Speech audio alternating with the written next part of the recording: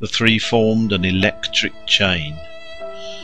"Minister," whispered little Pearl. "What wouldst thou say, child?" asked Mr. Dimmesdale. "Wilt thou stand here with my mother and me tomorrow noontide?" inquired Pearl. "Nay, not so, my little Pearl," answered the minister, for, with the new energy of the moment, all the dread of public exposure that had so long been the anguish of his life had returned upon him, and he was already trembling at the conjunction in which, with a strange joy nevertheless, he now found himself. "Not so, my child. I shall indeed stand with thy mother and thee one other day, but not tomorrow." Pearl laughed and attempted to pull away her hand, but the minister held it fast. "A moment longer, my child," said he. "But wilt thou promise," asked Pearl, "to take my hand and mother's hand tomorrow noontide?" "Not then, Pearl," said the minister, "but another time." "And what other time?" persisted the child. "At the great judgment day," whispered the minister, and strangely enough the sense that he was a professional teacher of the truth impelled him to answer the child so.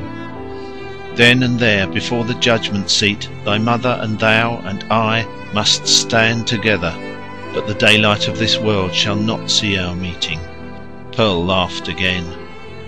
But before Mr. Dimmesdale had done speaking, a light gleamed far and wide over all the muffled sky. It was doubtless caused by one of those meteors which the night watcher may so often observe burning out to waste in the vacant regions of the atmosphere.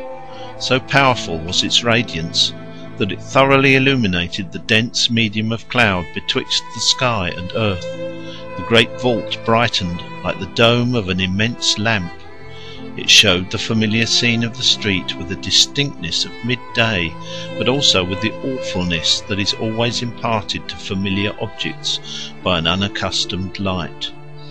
The wooden houses with their jutting stories and quaint gable peaks, the doorsteps and thresholds with the early grass springing up about them, the garden plots, black with freshly turned earth, the wheel track, little worn, and even in the marketplace margined with green on either side, all were visible, but with a singularity of aspect that seemed to give another moral interpretation to the things of this world than they had ever borne before. And there stood the minister with his hand over his heart, and Hester Prynne with the embroidered letter glimmering on her bosom, and little Pearl herself a symbol, and the connecting link between those two.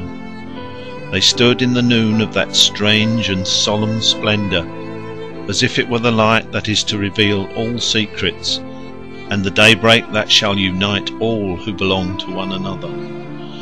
There was witchcraft in little Pearl's eyes, and her face, as she glanced upward at the minister, wore that naughty smile which made its expression frequently so elvish.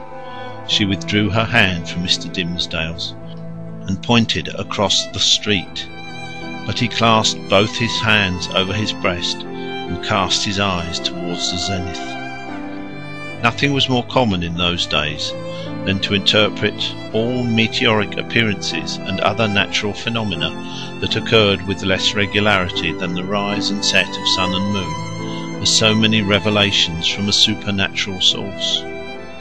Thus a blazing spear, a sword of flame, a bow or a sheaf of arrows seen in the midnight sky prefigured Indian warfare.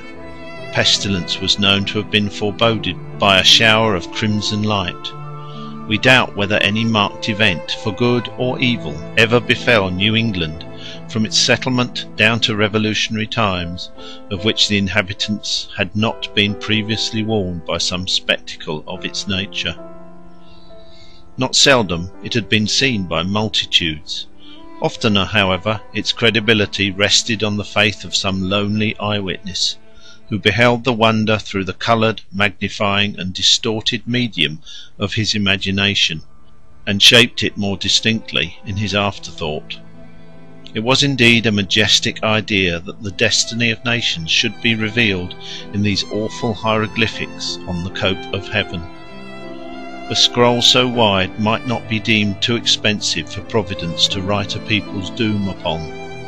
The belief was a favourite one with our forefathers, as betokening that their infant commonwealth was under a celestial guardianship of peculiar intimacy and strictness. But what shall we say when an individual discovers a revelation addressed to himself alone, on the same vast sheet of record? In such a case it could only be the symptom of a highly disordered mental state, when a man, rendered morbidly self-contemplative by long, intense and secret pain, had extended his egotism over the whole expanse of nature, until the firmament itself should appear no more than a fitting page for his soul's history and fate. We impute it therefore solely to the disease in his own eye and heart, that the minister, looking upward to the zenith, beheld there the appearance of an immense letter, the letter A,